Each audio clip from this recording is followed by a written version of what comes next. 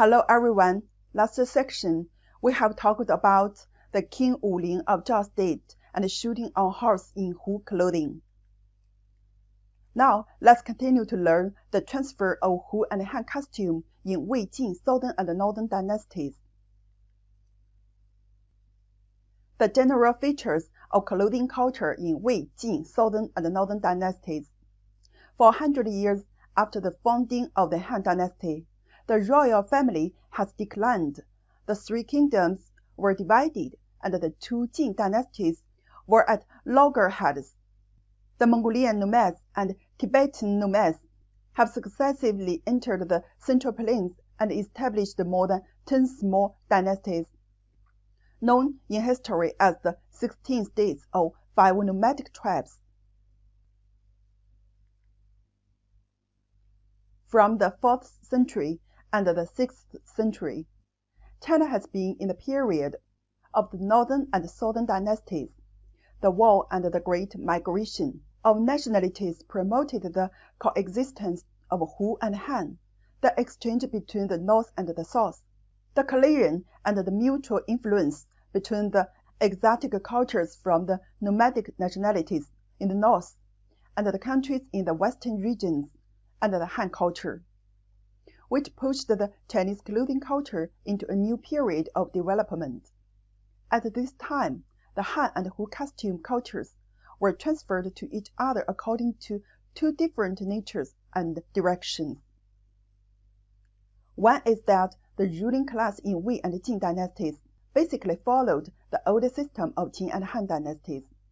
At the same time, when the leaders of the northern ethnic groups first established their political power, they needed to dress up as dignitaries who could show off their status, and they changed to the luxurious clothes made by the Han rulers. In particular, the emperors and officials were even more enamored with the high crown border belt style Han etiquette costume system, the most representative of which was the restructuring of Emperor Xiaowen of the Northern Wei dynasty. In 486, Emperor Xiaowendi has attended the event for the first time in Guanmian. Guanmian means the Gun robe and crown. In 494, he reformed the dress system of his own people, the Xianbei ethnic group.